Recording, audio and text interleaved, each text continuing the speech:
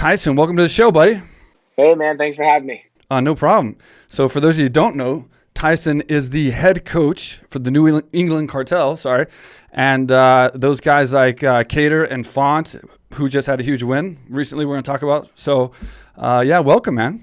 Yeah, man. Thanks for having me on. It's exciting. I was always a big fan of yours when you were fighting when I first got into the sport, and so it's cool to come full circle and get on here. Yeah, so tell me about Font, man. Font just had a huge win, had him on the podcast, last guest, so it's just perfect that I have you on next. He broke down the fight pretty damn well, and then you've shared a little bit of some of your research on Cody, and you seem to do very extensive research. I was very impressed with your research and your breakdown and everything, and it seems like you put a lot of effort into being a good coach. Yeah, I mean, we got here just because when I was fighting, there was a lot of things that I didn't have, and so little by little, I started helping my teammates. That's how I got into coaching. I was just, you're fighting a wrestler. Let me work on this with you. And I never had delusions of going to the UFC or anything like that. So it was just helping my friends. And then that parlayed into, building trust little by little. And I just keep seeing that, ways to get better. I benchmark, I follow the, some of the best coaches in the game, and I kind of see things that they're doing that I like or things that I don't like. And, we kind of put our own style together. And, I think these guys are going into a fist fight on national TV in their underwear, and the other guy's trying to take half their money and put staples in their head. So I always take it very serious in terms of the research, because I can't get in there and fight with them, but I can do everything I can in my power at home to try to make sure they're ready to, get no surprises in the cage. So it takes a lot of work, but you've had good coaches too, and they deserve it. These guys, fighting's hard. That. It's they're dieting, they're freaking training 2-3 times a day, the pressure, and it only gets harder as you climb harder. So, I just try to do everything I can to try to make them just think about performing on fight night. Right. And we'll definitely get to where or how you've got to where you are right now. But first, give me a breakdown on Font. So just kind of give me a breakdown of, I guess we'll start with just signing the fight, the excitement of getting that fight, the danger of having that fight against someone like Cody Garbrandt, who's just a dangerous fighter, the preparation for the fight, and then how the fight turned out as far as what went right, what went wrong, and then how you felt after the fight, and then where we go from here.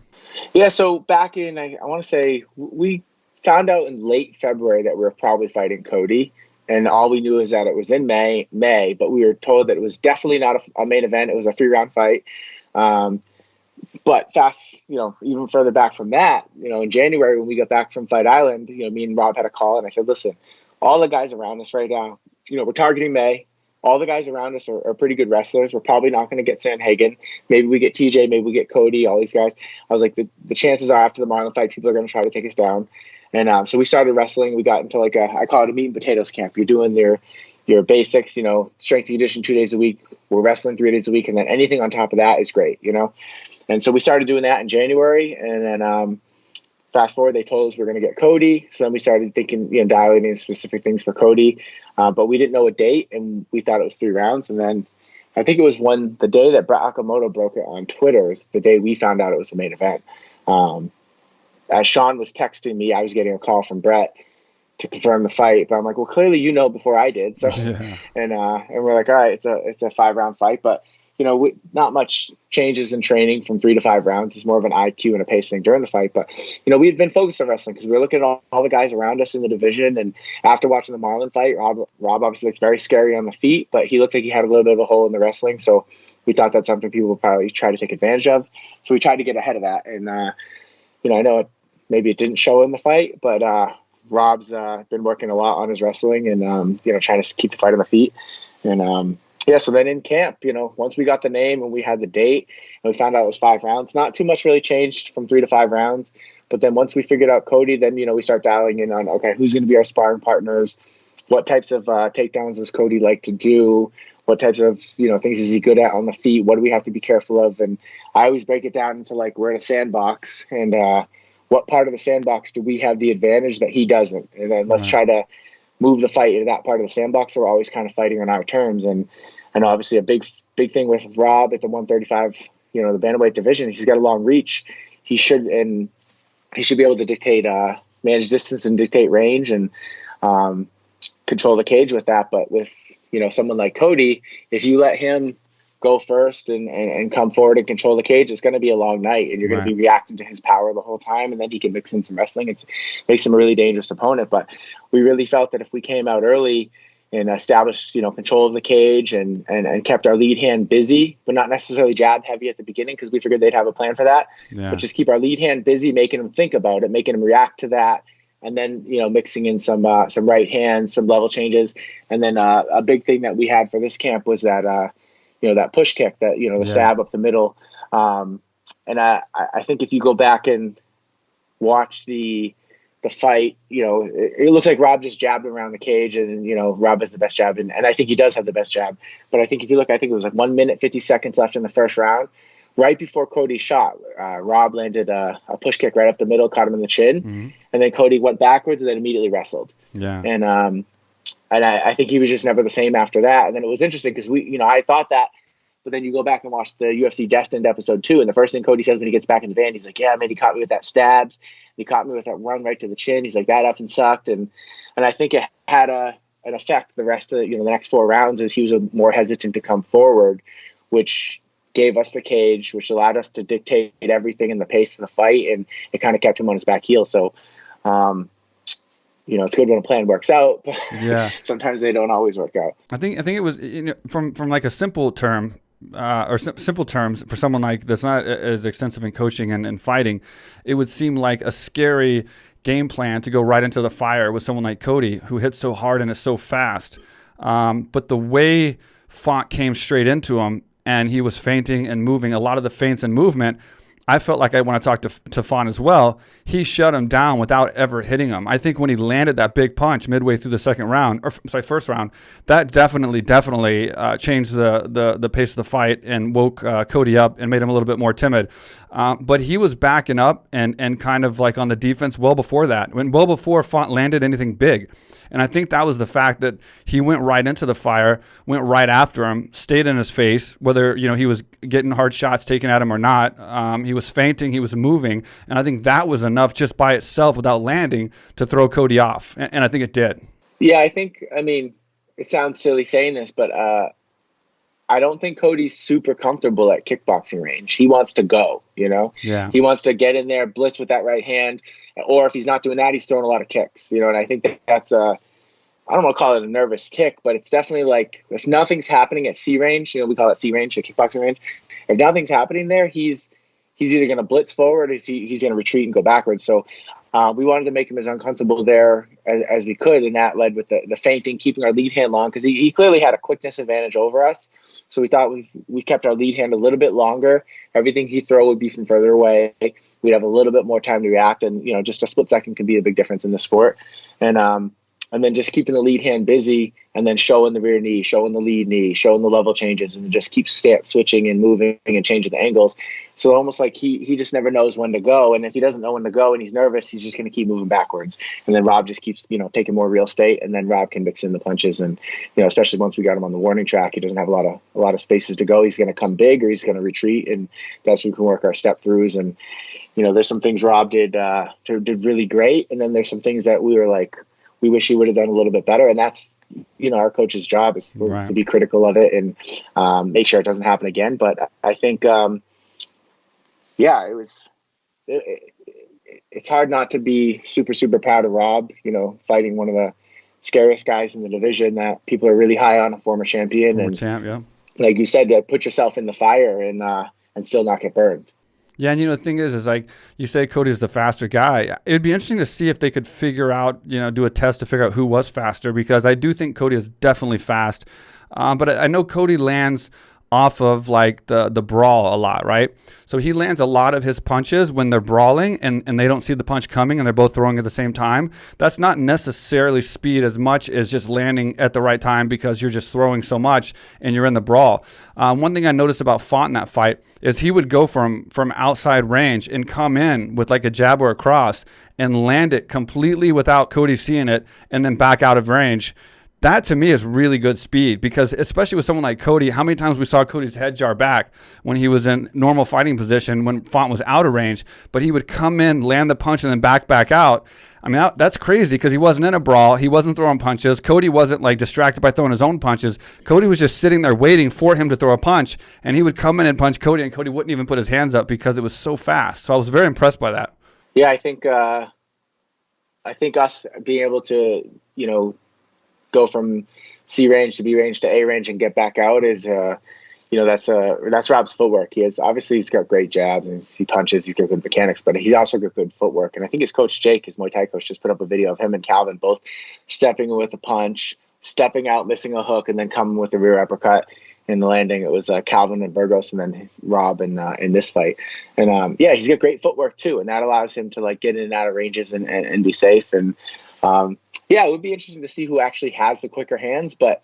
We don't want to necessarily test that in the fight. No, you gotta just, because Cody's sitting so freaking hard, and yeah, man, those fights are scary. Anytime you're fighting a guy like that, a guy like Jeremy Stevens, any of these guys, it's, you're playing with fire the whole time. And in that fifth round, I'd be lying if I wasn't looking at the clock, but wishing it was moving faster. Yeah. I mean, that's a fight, even though you're winning.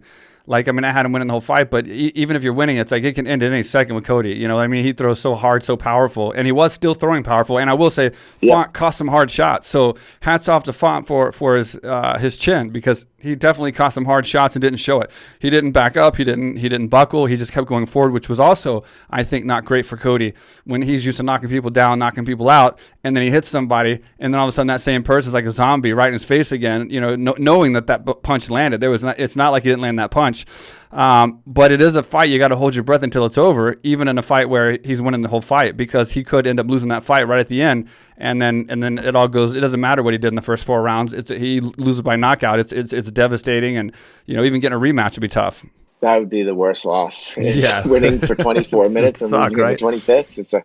That would have been a tough bill as well. So I was looking at that clock. I was like, just keep moving. And I was, asking Rob to stay disciplined and just stay long and keep moving his feet. And, it's fortunate that it worked out how it did. And, it's nice to see Rob finally get, a little win streak going. And it was always 2 up, 1 down. And now he's beaten, the best guys in the world. So it's impressive to see, even though I'm part of it, it's just impressive to see him finally like getting to where we knew he could get. Yeah, I know he's taking some time off a little bit this week or whatever, but I could see there could be a possibility opening up. He could get a really big fight here soon if one of these fights falls through. I mean, we obviously know Sterling and Jan's in the future, but, Sterling's injured. Who knows what could possibly happen with that fight with Jan. And then TJ and Sandhagen. I mean, if one of those guys back out, I would assume Font would be the first guy they call in. I don't know when that fight's happening for sure. When it's coming up soon, though. July 24th. That might be a little. July 24th. No, that's plenty of time. So I think he's. Yeah. I think he's probably gonna. I assume he's probably gonna be decently ready for that, just in case. Yeah, I mean, that's right now. Like we always say, we focus on what we can control, and we can't control who they decide to give title shots to, and all that, and timelines and opponents.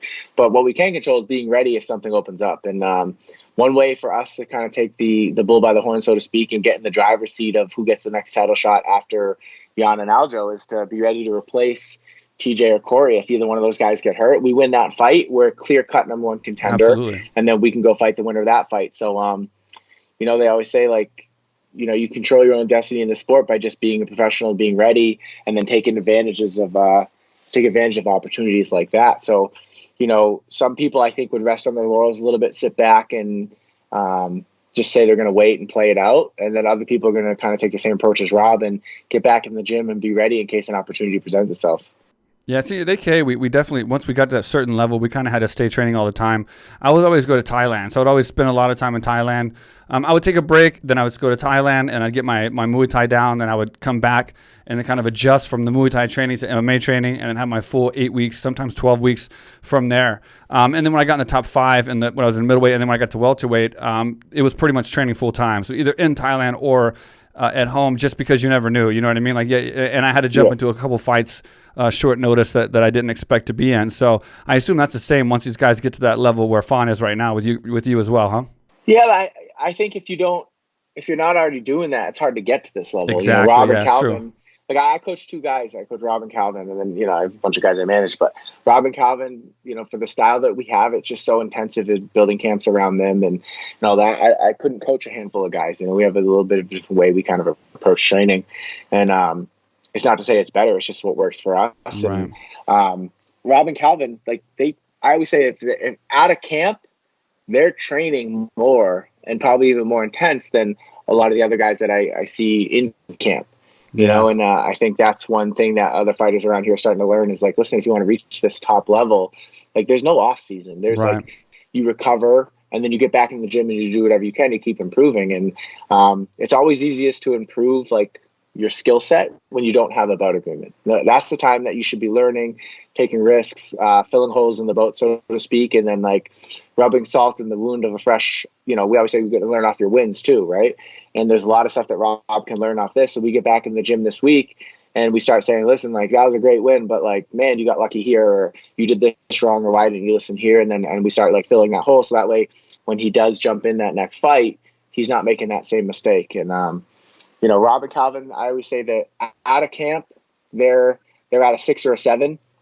And we get that bout agreement. It's easy to dial up to a 9, 8 or a 9, and then on fight night be a 10.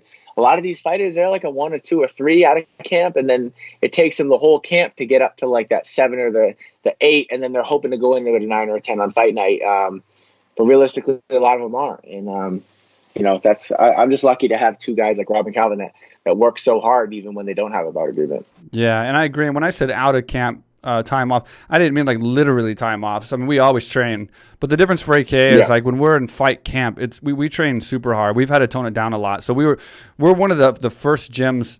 We're one of the first super gyms. Like you had the Militich, you had Lions Den, you had AKA. You know what I mean? So we're one of the first super gyms that's still around today. So back in those days, Militich, Lions Den, and AKA, we train, all of us, all 3 gyms, train ridiculously hard. I mean, we beat the shit out of each other 3 days a week, sparring 3 days a week, Aerodyne 3 days a week, even Tuesday and Thursdays, which was the easier day. We still killed each other on wrestling, grappling, and cardio. So, our off time would be going in on the other guys, and still training every day. We always train every day, but going in on the other guys when they spar versus being sparred, or so basically when we have a fight camp coming up, for me, when I was getting ready, I had my sparring days, I had to go 3 to 5 rounds, and I would have Koscheck, Fitch, and sometimes Jake Shields come in.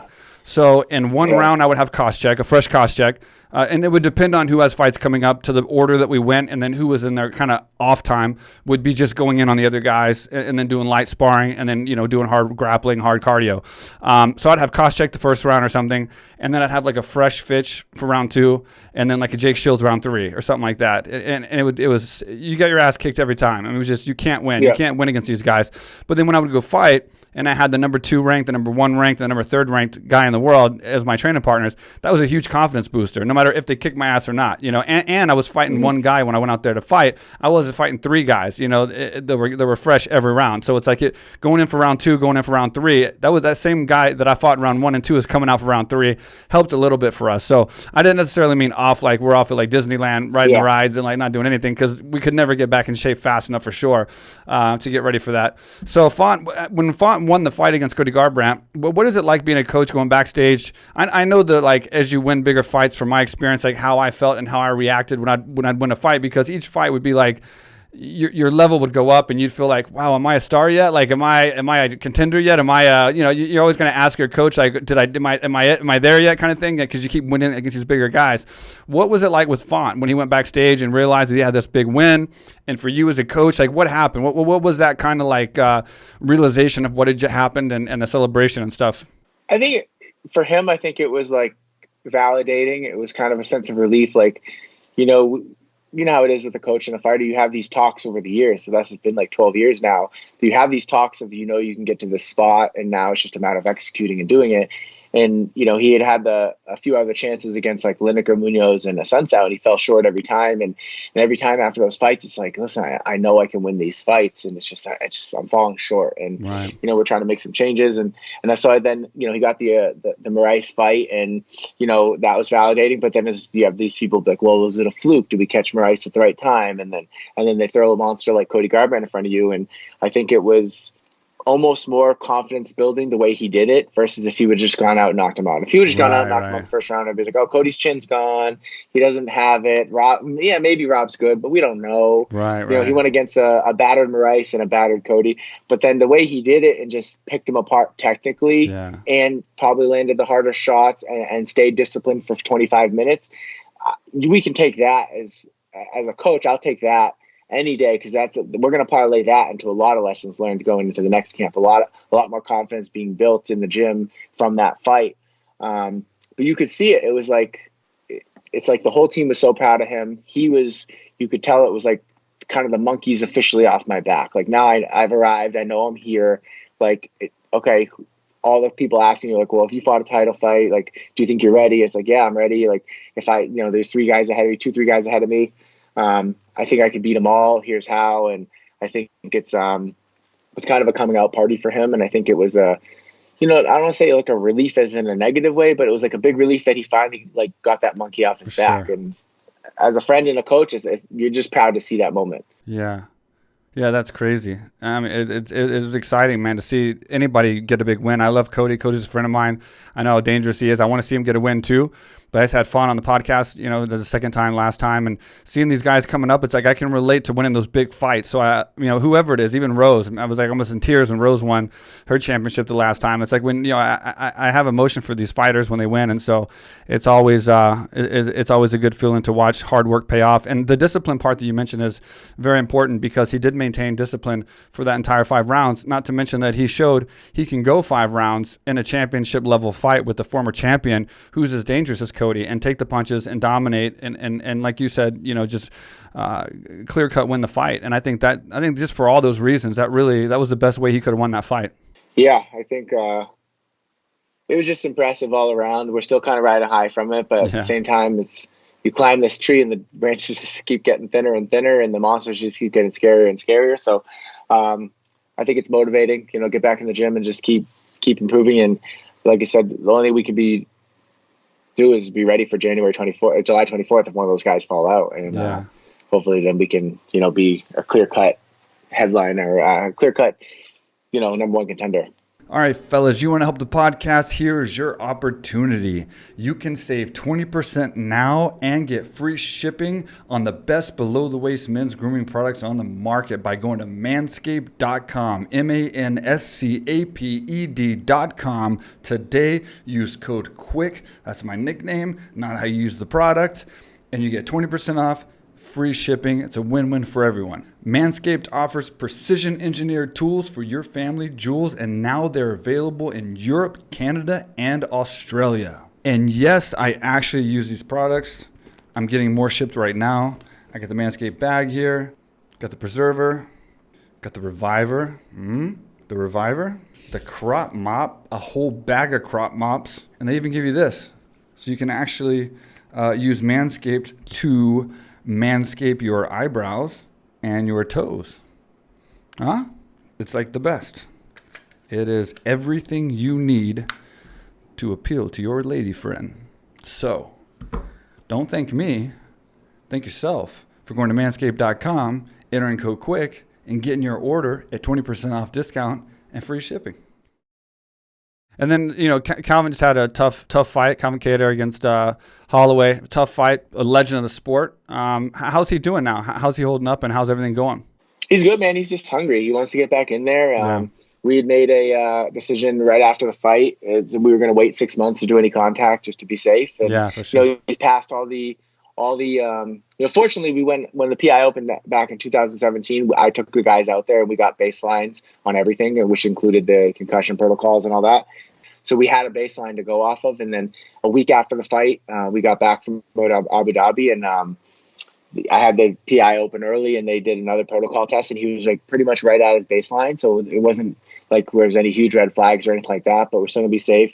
Then a month later, he had another one. He was the same. And then we just had one probably like 3 or 4 weeks ago. We had another baseline, and he's better than his baseline from 2017. So nice. Like no red flags or anything like that. He's cleared to go back to full contact training, but we're just going to wait till mid-July just to be safe. And then mid-July, we'll get back in the, he's already been in the gym doing 2 days. He's grappling hard. He's wrestling. He's hitting mitts. He's doing all that stuff. We're just not doing any contact. And then mid-July, we'd be comfortable with taking a bout agreement for probably like late September or October. And I think that's one of the hardest things for a fighter to do, especially someone like, Calvin, is to take a little bit of a breather and just heal. He those last 3 fights, he was dealing with hand issues. He broke his nose 2 or 3 fights in a row. But now he'll be 100% physical going into a camp. And, it'll be exciting to see. He hadn't had a break since the Lamas camp. He'd been in camp year round, parlaying one win into the next, and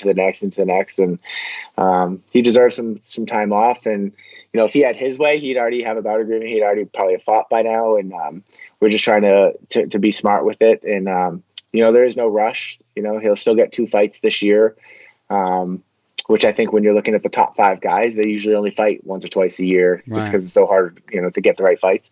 So I think he's in a good space mentally right now. He's in Texas with his family for the holiday. He'll be back tomorrow, and then we'll all be getting back in the gym. And taking a fight like that, it's tough, but I think you got to look at the positives. Is like he got to feel the highest level that's ever probably performed in the 145-pound division. He got to feel it for 25 minutes, and he came out the other side thinking like, "Damn, I fought like shit." He fought amazing. I was still there at the end, and how can I get there? Because it's like when you go against excellence, there's a little bit of a rub. He got to feel that, and now he's going to be like, all right, I felt it. Now I gotta get there. And I'm excited for his next fight. Yeah, that man, he's tough. He's a tough kid. I mean, he's obviously very skilled, but very tough too. And I think that showed a lot in that fight. Yeah, Calvin's, he's just and the nicest kid too. He's tough. Like everybody got to see how tough he was. We already knew that, but he is skilled too. And I think this is gonna, motivate him to, take it to that next level. Like take it to like, okay, like I felt that. Now I know I can do that too, and then get back in there and do it. Sometimes, it's cliche. You learn from, you win or you learn. And I really think there's a lot of lessons he's taking from that fight, that our team's taking from that fight. Of how to, do things a little bit different and how to be more prepared for a fight. And because it's not just him that loses. Yeah, he's the one that gets hurt. But like, I feel a bit of responsibility in that fight of like, okay, how could we have prepared him better to execute a little bit better in that fight? How can we, get that messaging across the next time to ensure that doesn't happen again? And so I think that fight made us all better. And it was interesting in the Rob fight with Cody, the parallels that people kept comparing that fight to the Max fight. And, it's the same team on this side, but we're on different ends this time. And, it's interesting because I think Rob sitting in the corner for 25 minutes watching Calvin go against Max, it's like, there's a rub there too. He got to see that, like, holy shit, like, look at this guy being disciplined, still making better, he's winning the fight and making adjustments to keep getting better. And then, you look at how Rob performed in his fight, and a lot of people were comparing those two with the amount of significant strikes and stuff like that, and just being disciplined. And I think that had an effect on Rob in his next fight. And while I have your expertise here, and these are the 2 fights ahead of Font right now, what is your take? What is your quick breakdown on Sterling versus Jan? So Sterling, I think like, when you talk to Jan, and we were fortunate enough, we watched the fights the week before our fight. We were out in Vegas, and we actually watched the fights with Sterling. By no means are like we buddies or anything. We were just at the same place. We watched the fights, and we got to talk to him a little bit. It seems like a really nice kid. He was just saying like that morning, like he miscalculated like what time the fight was. He thought the fight was going to be earlier, so he only ate breakfast. He didn't eat lunch, and he said he just went in there like he was in the locker room starving and stuff like that. So, is that true? I don't know, but he feels like, he went in already kind of gassing out because he didn't get enough nutrition. His nutrition was off that day, so maybe that's the case. And he had a bad neck in camp, so he couldn't really grapple. He got his neck fixed. His neck is fixed. He has a better plan for the nutrition stuff going into the next one. And I think if you look early on in that fight, like he was doing well. Yeah. I thought he won the first round, but I guess the judges had him losing the first round and then winning the second, and then the third. Sure, yeah. He lost, and the fourth was kind of like, that's when the knee happened. But he clearly was getting tired, But I think if he's able to, his neck is fixed, he's able to get the nutrition locked in right, and then go in there with a little bit better of a plan in terms of like, I'm not going to redline it for the first 5 minutes and gas out. I really think he can beat Jan. I think Jan's a dangerous fighter, but I think if you go back and watch the Jimmy Rivera fight, like he didn't really dominate Jimmy Rivera. He kind of was like losing the fight, except for, a couple punches where he dropped him and that won him the rounds. Because, we were on that same card. I was watching from the green room. I think Sterling can beat him. I think it's kind of a pick'em fight, in my opinion. I think a lot of people have Jan probably dominating in the rematch, but I really think Aljamain Sterling, he's got some smart coaches around him. He's, anytime you make it a grappler can't grapple during camp because of his neck, it's tough to go out there and grapple in a fight, and that showed a little bit. So I honestly, like if I had to pick, I'm going to pick Sterling in the rematch, just because I think that he'll fight a little bit smarter this time, and I think he'll go in more confident because he sees what he was able to do last time when he didn't really feel 100%. And then Sandhagen versus TJ? I got to go with Sandhagen just because you hear these stories about them in the gym years ago when Sandhagen was a nobody, and I guess he used to just beat the shit out of him, and he's took his lunch money, so to speak, and and that's a fight that they wanted, and from what I understand is it's a fight that they were like, well, TJ will never take this fight, like he'd be an idiot to take this fight. So once all the other matchups were done, it's probably TJ. I'm speculating here, I don't know, but TJ was probably like told, hey, you fight this kid or you're not going to get a fight for a little bit. And it was because I heard they were trying to do like TJ and Faber. And then Faber's timeline didn't work out or something like that, which that would have been interesting for like a storyline standpoint. But that didn't work out. So then it was like Sandhagen's available, and from what I understand is they Sandhagen's side didn't think that TJ would take it just because of how it went in the gym, and that's always going to give someone like Corey confidence. And then anytime you're the guy that's taking the fight that you don't really want, it's tough. You're kind of like, all right, I guess we'll do this one to get to a title because TJ probably wants the title right away. I got to go with Corey. I just think that he's probably got the mental edge. He's got youth on his side. TJ's coming off a long layoff and getting knocked out. And maybe now this time he's not allowed to cheat. So I don't know. Like, I'm not going to say TJ was cheating the whole time, but I mean, you're already champion. You're going to try to be a double champion. That's kind of a weird time to decide to start cheating. And then you get all these stories from the alpha male guy saying that he's been cheating the whole time. So I don't know, but that's for him and his team to figure out. I just think that he's probably not cheating this time. So that's got a 2-year layoff, coming off a knockout against a kid that used to beat you up in the gym, and you're not cheating now. The cards are kind of stacked against you, in my opinion. So you're going with Sandhagen? I'm going with Sandhagen. That was a very long-winded Sandhagen answer. No, it's good. And then real briefly, I want to get some more about you as well, some more questions in about you. But just briefly, who do you have coming up? Who else do you have coming up that's on the fast track that we're going to be seeing soon? Yeah, so we got a young kid in our gym, Tom Pagliarulo. Pagliarulo. It's just a freaking hard name to say. Pagliarulo. He's 1-0. He just fought for CFFC. He was like 5-1 as an amateur. So Rob took him under his wing probably like 2 years ago. He was at a gym. He started doing privates with Rob, and Rob was like, man, get over here and train with us. And so he's been in the gym with us for a couple of years. He literally just trains with Rob and Calvin and our coaching staff. And then, he's just surrounded by these guys. He's benchmarking the whole time. And he's like 6 foot tall, featherweight, who's like real long and skinny, but he's super strong, and he's a college wrestler, getting better at jiu-jitsu every day. And now he's like keeping fights standing. He's using that Rob Font footwork, and he went out there in his pro debut a couple months ago on 4 days notice and got the other team threw in the towel, I think, in the second round. And kid was tough too. I think he was like 5-2 amateur. It was his pro debut, and Tom went out there and did his thing. So yeah, we're excited about his next fight. And we get this other kid, Nick Fiore, that trains with us. He's actually Rob and Calvin's jiu-jitsu coach, young kid, 24. He's one of those like young phenom jiu-jitsu guys that just put you in a heel hook from any position. And he's super good. And he's getting better at his striking from working with Rob and Calvin, and his wrestling because he's working with a wrestling coach too. And so it'll be interesting to see him. He's 1-0 pro. And then, we're trying to book his next fight. So, we're trying to keep the circle small, but we do got some young studs coming up. And I'm excited about the future of some of these young guys. Nice.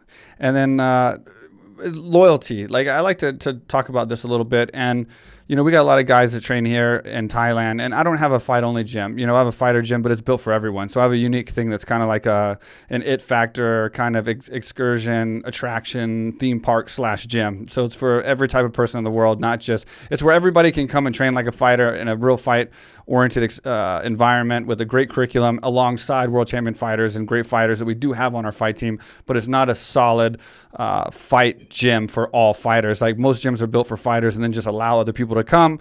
I had to specifically build a gym for everybody and then have fighters come. Otherwise, we don't get all the other people, because when you build a fight gym, it's intimidating and it's scary, and fighters, if you don't have the right fighters, they intimidate the other people. But I'm very strict with the fighters that I have, which is why I have a high percentage of very good fighters who win a lot, because it's very hard to be on my fight team at AKA Thailand, because I'm very strict and I'm not trying to build a huge team. So I don't need a bunch of people, and it doesn't run the gym. So I'm very strict on who I get. Loyalty is very, very, very high on me, along with decency and just how people act, their training, their work ethic, their teamwork, how they help each other. There's so many other things, but loyalty is so big for me because here in Thailand, especially, we see these guys that hop around from gym to gym to gym to gym. I've seen it for years and years and years. For 10 years, you'll see these guys hop around from gym to gym to gym, and then they make nothing of themselves, or they stay at a gym because they're getting something, be it like some of the gyms pay them or they give them housing, or they get, and for like $300, they'll train at a worse gym because they're saving $300 versus like putting their career ahead at a gym where they have better curriculum, better training, better connections, better whatever.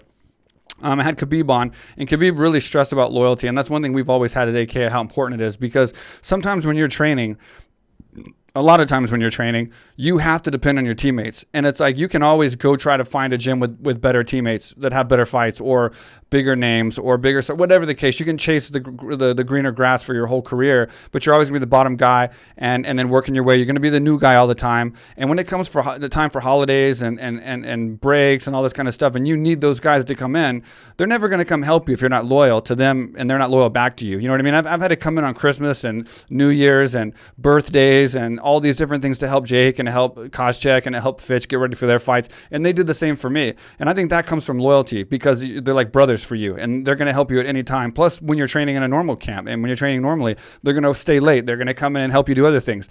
Where is loyalty on your level, or I guess your ladder of success? Where do you rate that? And how important loyalty is to you, to the gym, to each other?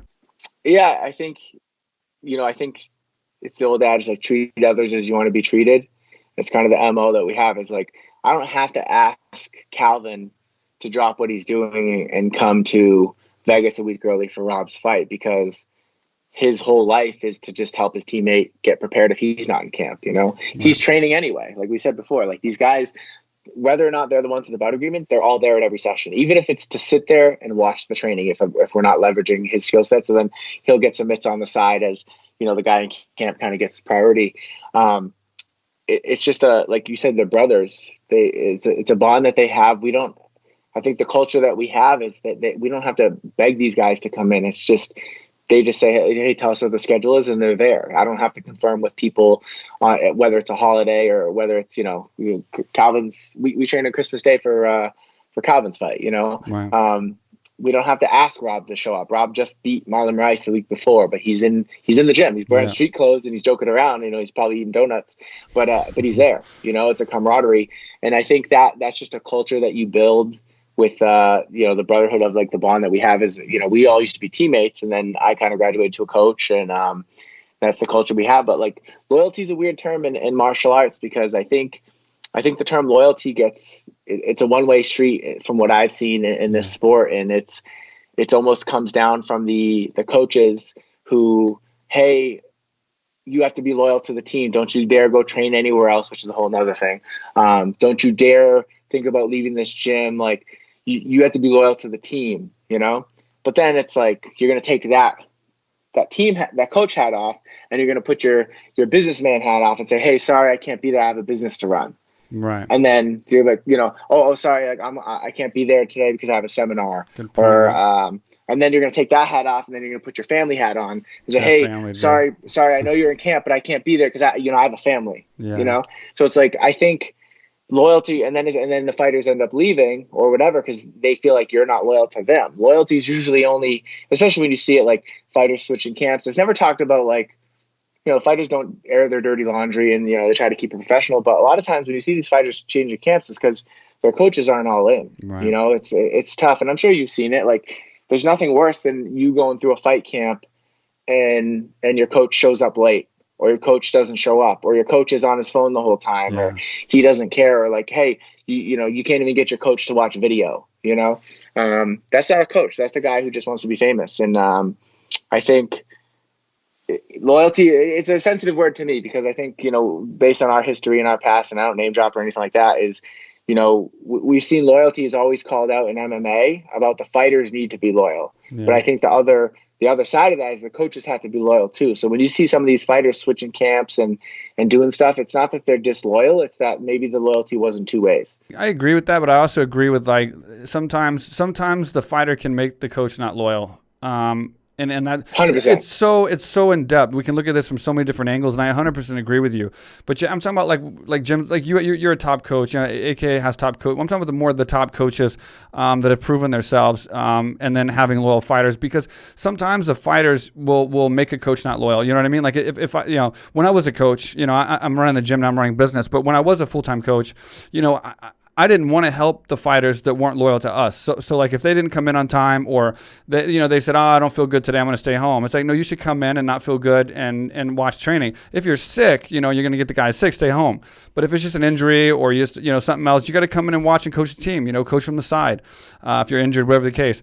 But if guys, they're complaining all the time and they want me to watch them on the treadmill, like in between camp when they're doing their cardio, and, have to like babysit them all the time and do all this stuff, they have to grow up and understand that we got a full team, and you got to use everybody. So I've been in the position when I was a coach where some of the fighters drove me not to be loyal to them. So I wasn't loyal to them, and I got them off the team.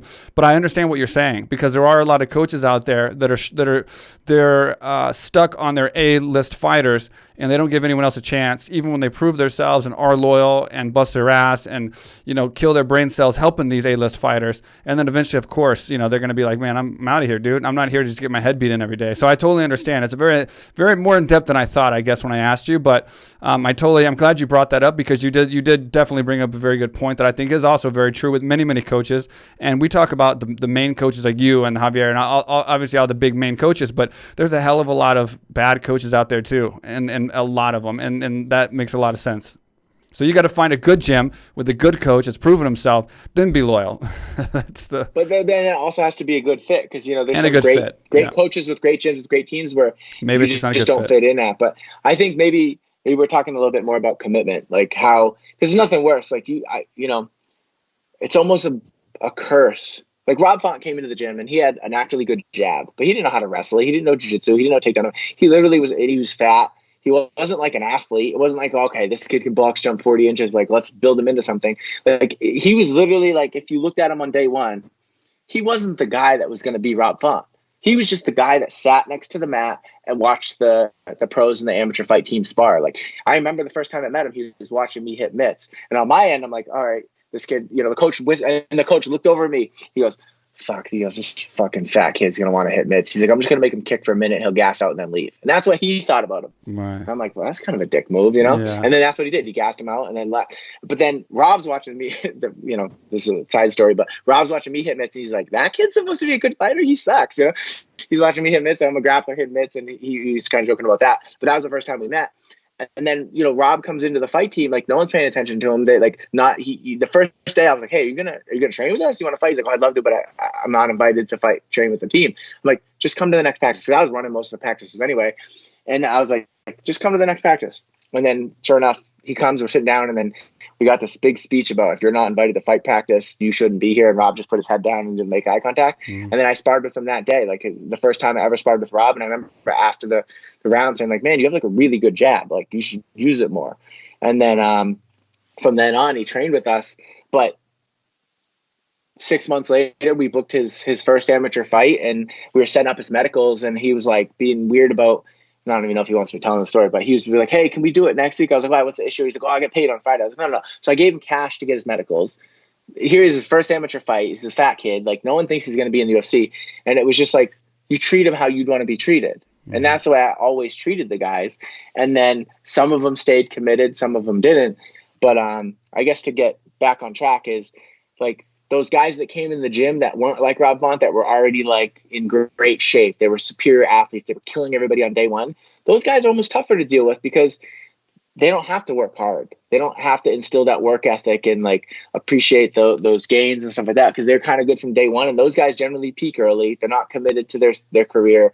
They're not going to work as hard. I mean, obviously there's exceptions, but from my experience is the guys like Rob that come in that don't have these crazy expectations. They just want to put their head down and work hard, and they stay committed to their career. If they stay committed to their career, I buy in, I get committed to their career, and then I think something beautiful can come of it. But I think if you've had those fighters that come in the gym and they win a fight, you don't see them for 3 weeks or a month or maybe 2 months, and then they're like, next thing you know, you see them 2 months later and they're like, yeah, I got a fight in 8 weeks. It's like, well, where were you the last 8 weeks? When all these guys were getting ready and you weren't helping. Get better.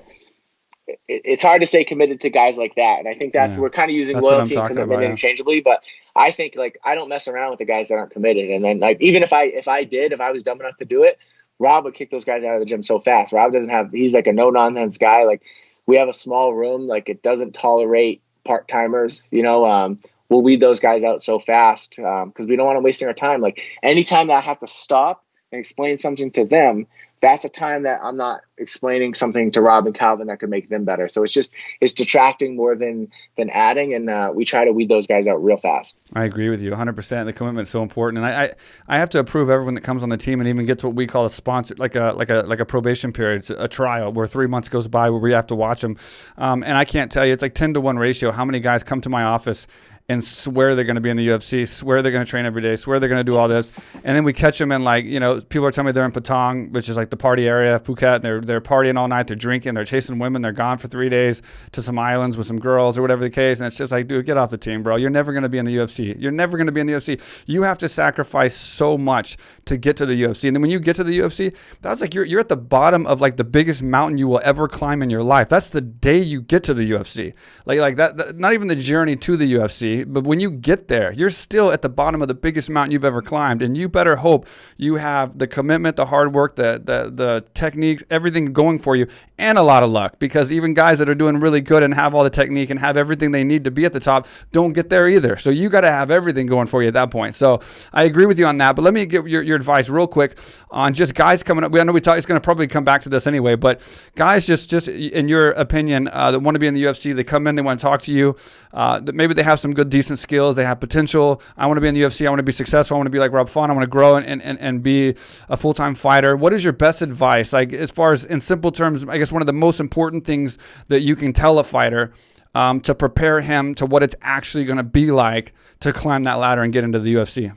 Man, I mean, I know there's a lot of things, so just narrow it down, I guess. It's hard to describe how hard it's going to be. The amount of sacrifice. Everybody sees Rob Font beating Cody Garbrandt, right? But the story of how he got there, that's 12 years of adversity, 12 years of maybe sometimes missing meals, 12 years of, strain on him and Catherine's relationship. Like that's 12 years of a lot of people going through a lot of coaches that didn't work out, a lot of people wasting your time, going through like a lot of people using you. Like every time you get like to the next step, there's going to be these people that reach out that will, want to kind of abuse your status and then leverage it for their own benefit. And it's basically like you're walking through a field of landmines and you're going to hit a bunch of them. And I think, it's tough, man. It's a lot harder than you think. Everybody sees these rags to riches stories, but like that whole line in between, that 10, 12 years of what happens in between when you can finally start living off your fight income. Most people they're not committed to their career enough to do it, or they don't want to work hard enough. And it's tough because you really try to like almost shy away from it. It's like, listen, do you really want to do this? Like you understand how hard this is. And I always say like there's 3 things that I look for in fighters that are wanting to try to do this full time is one, do you have the skill set? That's probably the least important, right? Do you have like the skill set? Number 2 is like, do you have a good work ethic? That's super important. All right. And then like, you're going to keep showing up. You get beat up one day, you're not going to discourage, you're going to come back the next day. You're going to work hard. I don't have to ask you to keep doing it. If I turn my head, you're still working, Right. And then the third is you need a good support system. Like you look at what Rob's doing and he's had this supportive Catherine the whole time at home. He didn't have to work. She's like, I remember after his first amateur fight, he lost. And I looked at him and we had 3 guys fighting. He was the first one, he lost. Second guy went out and won his amateur debut. And he was so excited. His name is Davis. He's just sitting there so happy. And then this kid Dat was about to go fight. And we were in the tunnel about to walk Dat out. And I was going to the corner of him, and I see Rob kind of sitting there, like looking kind of melancholy. And then Davis has got this smile ear to ear. He's so excited. He thinks he's the man. He just won his first amateur fight. And I look at Rob. I go, Rob, like, you see how Davis is right now? Like, do you want to feel that? He's like, yeah. I was like, well, then you got to start taking this shit serious. I was like, you got to get in the gym and do strength and conditioning. Like, you got to do this. And then I guess, I didn't even know this till years later, but he went back and talked to Catherine and said, listen, I need to start doing strength and conditioning. I do that. And she was like, listen, like, just focus on fighting. Nice. Like I think at that time he was a cashier at 7-Eleven or something. And she's like, just focus on fighting, do whatever you need to do. I'll pay for strength and conditioning. And then the next week he started doing strength and conditioning at the place I was going to. And it takes that level of commitment, whether it be your parents, your wife, your girl, rich uncle, whatever. Like, you need some support at home for people that are going to like support your dreams and support what you're doing. And if you don't have those, man, it's going to be a long journey. If you have the guy that has no money but doesn't have support from home and also has a shitty workout, that guy's never going to make it. And like I said kind of earlier, is the guys that have the crazy skill set but then don't have the work ethic, those guys never make it. Yeah. Maybe they make it to contender series, but they're never going to make it in the UFC. But then I think this parlays into a bigger problem that I'm seeing lately with, like, you know, back in the day when you got in the UFC, it was like the best fighters got to the UFC. Yeah. Nowadays, it's like storylines, a contender series, and, you know, these guys get to 4-0 and they're complaining about why they're not already on the contender series. And like, what the fuck, man? I paid my dues. Like, come on. Yeah. Like, no. Like, you didn't pay your dues. You've been training for 3 years. Like, Yeah. you know, like Rob went on a 9 or 10 fight win streak on the local circuit for pennies to get to the UFC. And his gift there was, hey, you get to fight George Roop. Now these guys get 3 or 4 wins, and then they go on the contender series making more than you probably ever made on the regional scene, making 5-5. And then their gift, like, they get in the UFC, and then they get to fight another guy off the contender series. So it's like a lot of them are fighting local fights for good money, which is great for them.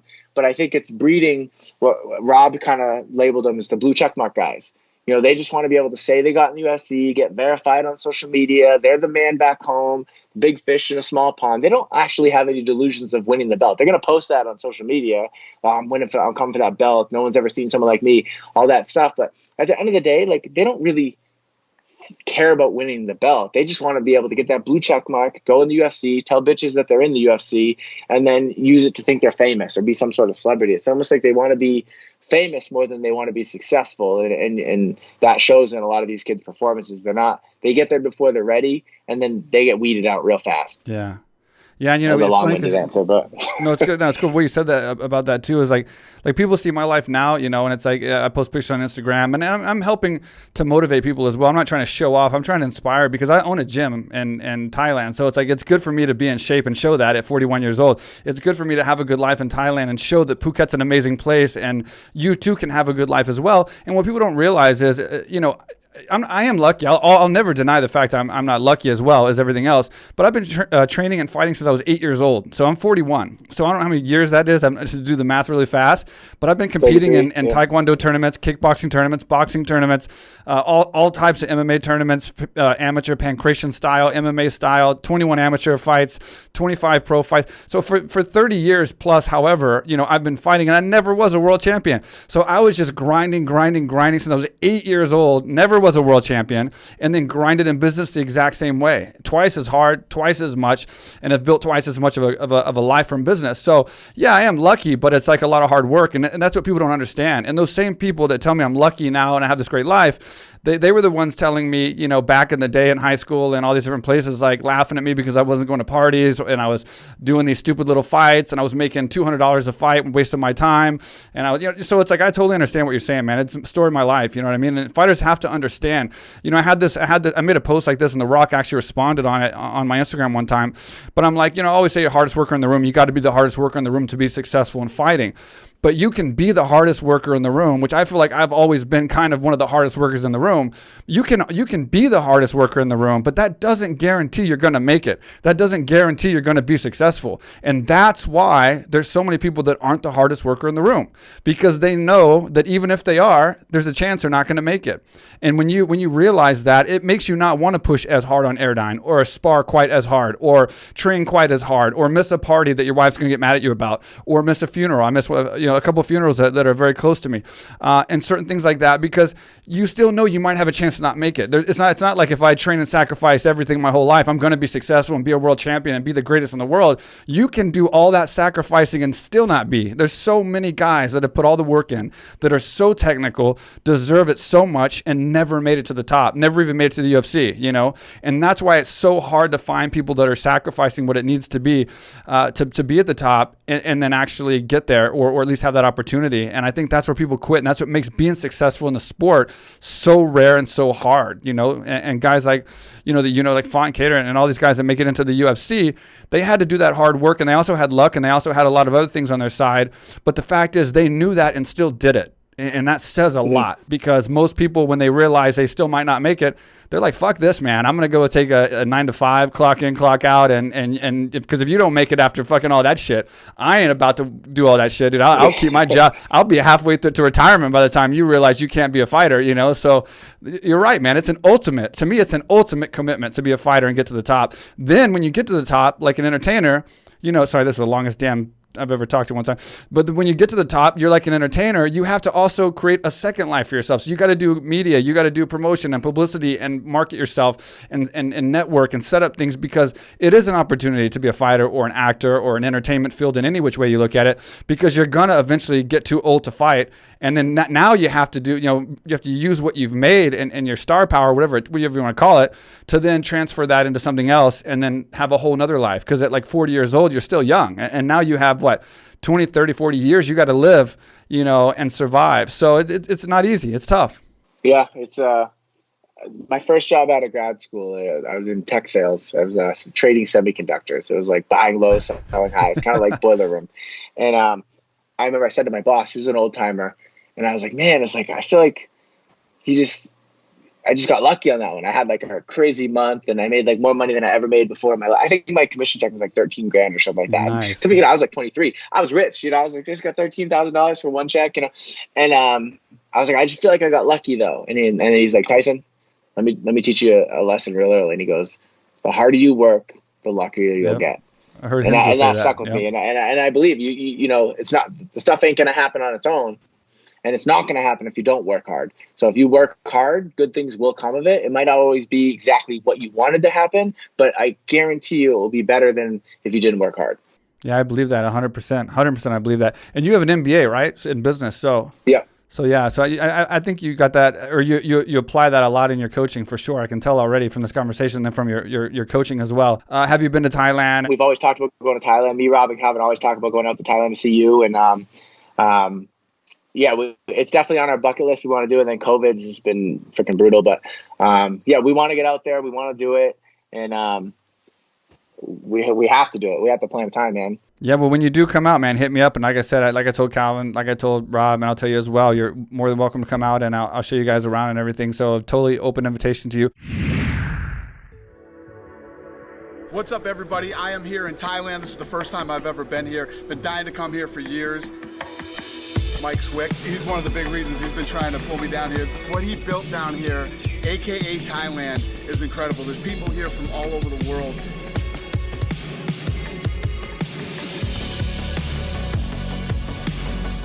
You can train mixed martial arts here, jiu-jitsu. They have weightlifting, they have cardio, and obviously they have Muay Thai, boxing, everything.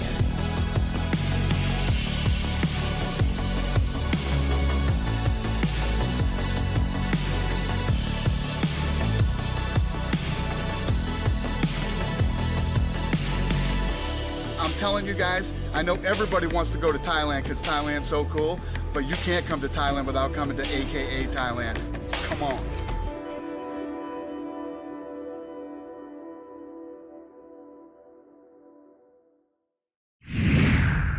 As a coach, what would you say is one of the best feelings being a head coach that isn't what you naturally would think? So, like, obviously, when you win a huge fight, that's a great feeling, and someone wins, and or championship, whatever you want to call it. But what's another great feeling as being a head coach that maybe people don't think about as much, or satisfying to you at least? I think it's when I see the other coaches succeed. Like we brought in some different coaches, our wrestling coaches, our boxing coaches, Muay Thai coaches, stuff like that. We brought in different coaches, and getting to see them like climb that ladder in their own career too, like getting to see them get that clout. And then all of a sudden, like you see someone ask them for a picture, or you see someone like tagging them in a picture of one of the fighters on Instagram or something like that, and being like, wow, that coach is great. And kind of getting to see their rise and getting kind of like notoriety in their skill set, and then other fighters kind of starting to go and be like, okay, Rob did this with you, I want to go do it. And then you see their little business growing, and you see the success they're having because of this vision that we all had a few years ago. And then now the rub of that is these other coaches that are coming in are starting to become like names themselves, and it's cool to see that progression. And you're proud of them because you know that a lot of times these guys work so hard and, they're not in the limelight. There are a lot of the reasons why, some of these fights are won, and these weapons that these guys go into the fight with are so sharp, and they're kind of unheralded a lot. It's sometimes, they're not getting a lot of the credit, and so it's cool to see like that rub that they get, and then now all of a sudden, like, these younger generation of fighters are looking up to them as like the path, So I think that's always rewarding to me to see, is that, this thing that we're doing over here with the cartel is having this like side effect of making these other coaches' lives better. They're just martial artists that are putting their head down and working hard. But as a result of that, they're starting to, maybe make a little bit more money, maybe get a little bit better of a following at their gyms, and it's having a positive impact on their life. Yeah, I should have started with the negative question first to the positive question, but I have to go to the opposite of that. And I don't want to say the least favorite or the thing you hate the most, something like that. But what is just the biggest struggle, I guess, being a head coach that you wouldn't think about? Obviously, losing a fight, the whole going back to the drawing board sucks. When you lose a fight and you're like going back to the drawing board, and that's all on you. You're that drawing board. That's got to come up with a new work plan, workflow for these fighters, and then game plan and stuff. But what is a big struggle that you have as a coach that people might not realize that you have to go through? And it could be something you talked about earlier, the whole being away from your family, being away from things like that. But what would you say is a struggle or sacrifice that you make as a head coach that some people might not see or appreciate as much?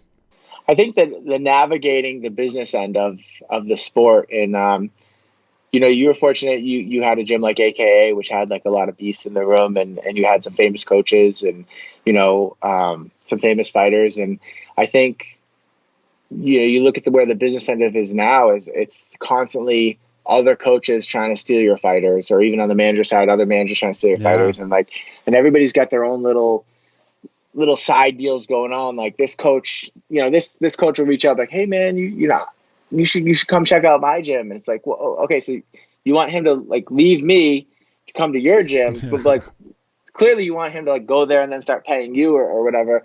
You see a lot of that, and then you see a lot of like managers doing the same thing, but like managers will try to like come in, take your guy, bring him to another gym, because if they get him to leave my gym and then go to another gym, they're going to get a percentage of his coaching fee and they're going to make more. And it's like, so you see a lot of these like little scumbags running around trying to make a little bit higher of a percentage here and there. And then name dropping the whole time. Like, oh, I manage this guy. I can sell you that dream too. Like, you can be a champion, but you just come over here. And they try to get you to switch gyms and switch managers or whatever. And I just think navigating that side, because you just constantly got these little D-bags in the DMs and at events trying to buy them drinks and stuff like that. And we're fortunate that we're such a tight-knit group that none of it really affects us. But at what point, like, does that have an effect on a fighter where people are constantly reaching out saying that they think they can do better and this and that? It's like, I've never reached out to another fighter trying to steal him, whether it be as a manager or as a coach, because I manage a bunch of guys too. But it's like, I just think there's a big lack of integrity on the business end of this sport. Right. It's the Wild West, and it sometimes it can be a little tough navigating that. It can be a little bit disenfranchising, but that's why you got to qualify, like you said, you have the probational period, like, where I'm not going to invest emotionally into people until they prove that they're worthy of it. Yeah, and that's where that MBA comes in handy, and I think why you're doing such a great job. And then you were the 2020 Coach of the Year from MMA Junkie, correct? Yeah, me and Eric, my boy Eric Nixick from Extreme Couture, we got the co-award. We always joke around. Nice. Anytime he puts it up, I'm like, no, co-coach. Anytime I post it, he's like, nice. No, you're the co-coach. He goes, don't cut him out. But yeah, no, that was cool. If I could trade that award in for a win over Max Holloway, I would do it in a second. Course. I'm not in this for individual awards. I think it's good in the sense that we go to a seminar. I don't feel stupid putting on a seminar, because like now it's like you can say like, well, he was Coach of the Year. It's like, then it's like, because when we first started doing seminars as a team, I'm like, well, who the frig wants to, like, they want you guys in a seminar, not me. And then Rob and Calvin like, no, you have to do it with us, and it's a cartel seminar. And then I was fortunate that they wanted to bring me along for that. But now I don't feel as cheesy if it's a seminar with the three of us, because then I can at least be like, well, I got a paper award over here that shows that I'm worthy of doing this. So yeah, no, it's flattering. I think you grow up as a fighter in the sport, and then when I was a young coach, and you see these coaches getting those awards, and you benchmark. You're like, yeah, man, that'd be cool someday. Like, it's cool that they get that recognition, and then you try to like try to do as good as they do. And then, you know, we were fortunate that we had some success last year during the pandemic, and we took advantage of it, and people noticed. So I feel, you know, blessed for that. But yeah, I mean, it doesn't really change anything, right? No, but I mean, it does quite a bit, I think. But and then I will say, you know, it's great to have you on the show now that, you know, New England Cartel is starting to do some big things, and you know, great to have you on as you're climbing up right now. I think you're going to do some big things and win some more awards. Anything that you'd like to say or thank, or how we can get a hold of how the viewers can get to your New England Cartel information and social media and stuff? Yeah, so I think we're Any Cartel MMA on Instagram, and I'm Tyson_Chartier on Instagram. You know, we have links in both bios to if you want to buy Cartel swag. You know, we've had a lot of support there. You know, t-shirts, hoodies, sweatpants, stuff like that. And then any seminars that we got coming up, we'll post about. But yeah, man, no, I just appreciate like you setting a good example for these fighters, because like you said, like they only have it's a finite amount of years that they have to make money as a fighter, and then they have to parlay that into a career afterwards. And I think you're a good example of what someone can do. Obviously, I'm not in your bank accounts or anything like that, but you look like you're doing pretty well. Like you look happy, and you know, it's beautiful. I always see the pictures that you post, and you're doing your podcast now. And like at the end of the day, like you're still hustling. You know, thank you, man. Thank you. I think some of these fighters think like they're going to go and get rich and then they're just going to retire and be rich or something like that. But it's a constant hustle. I think you're a good roadmap for some of these fighters to see. You came up, you cut your teeth in the UFC, and then you retired, and then you still you parlayed that into another career, or like, you know, MMA 2.0. And you're still hustling. And then now you're giving the younger fighters or even younger coaches like me, like, you know, at the same age, a platform to kind of like do our thing and then parlay that into something down the road. So, you know, I appreciate that. And I told you off air that I used to be a fan of yours. And I didn't even tell you this, but like, you and Rob were talking about, not to ramble, but you and Rob were talking about how like that moment after the fight where you just kind of like to be alone, be in the shower, have your thoughts. And I'm not trying to be creepy or anything, but when you fought Alex Garcia in that last fight, I cornered Doomsday the fight before you, and then I had my bags in the locker room because me and my wife, we delayed our honeymoon so I could go corner Doomsday, and then I flew out in a red eye right from the locker room to Miami to meet her because we went on a honeymoon. And I was in the shower at the same time you were in the shower. Oh, yeah. I remember just being like, do I say something? Do I not? Like, you know, you just lost. And I was like, hey, man, good fight. Always been a fan. And then I just walked out. And I was like, and I remember thinking, like, I just talked to a dude in the shower, and I was like, is he gonna think I'm weird? So I remember that when you brought that up on the first podcast with Rob. Right before I let you go, I want to say something really fast. It's a funny story that came to my mind, which definitely hits your point that you just made about fighters thinking they're rich. I literally in the beginning of my career, beginning to middle of my career, I was making a ton of money, what I thought to be a ton of money, big checks, big wins. I was a 5-fight win streak in the UFC. At one point, I was 9-1 in the UFC, and so like when I fought Hardy, I was 9-1, 9 victories, 1 loss in the UFC. And I remember taking my mom to shopping, and I went and bought her. My mom's a country girl. You know, we grew up in small town Texas, so we grew up, you know, with not much on a ranch, and, you know, we grew up very small. And I took her shopping, and I bought her something really nice, a few nice things and everything. She was so worried. She's like, oh, man, you can't spend this kind of money on me. Like, you can't, you know, you got to be careful. You can't spend this kind of money. And I literally told my mom, don't worry, I'm rich. And I always wanted to say that. I always just wanted to say that. I said, don't worry, I'm rich. And it just made me feel so good. I was so happy. And then later on, after that happened, coincidentally, in the middle of my career, when I was further along in my UFC career, I went 910 days without fighting. I blew my ACL, MCL, meniscus, and I couldn't do seminars. I couldn't do appearances. I couldn't fight. One of my big sponsors cut out because poker became illegal, Full Tilt Poker. I was a full-time member of their site, and I was getting paid a lot of money from them. Everything ended for 3 years. And I then had to, because I had a joint account with my mom that I had saved a lot of money in, that it was hers and mine together. We put money in and saved money. I then had to go to my mom and essentially borrow money because I had to get into that account to survive and to keep myself alive so that I could continue fighting and then eventually build up some more money so I could come and start doing more business. And I couldn't take out of my business because it was barely at that time had enough. So just a funny story of like, yeah, when those checks are coming in, you feel rich. I mean, when I told my mom, I wasn't lying. Like, I felt like I was rich, and I felt like I was going to continue to win every fight like I had already won, like it was never going to end. And I really did feel rich, and I really wasn't. You know what I mean? I was temporarily doing okay, and then I had to go borrow money from her essentially and get by. So that's just a funny little story I have to share, just to kind of reiterate your point, because you're 100% correct on that. I'll get off of me right now. This is about you. A great coach, a fantastic podcast with you. I'm a big fan of the New England Cartel, big fan of Font, big fan of Kattar. I'm always going to be following you guys and rooting for you in all your fights. So definitely come back on the show and give me some updates, whether we talk about your guys, whether we talk about what you got coming up.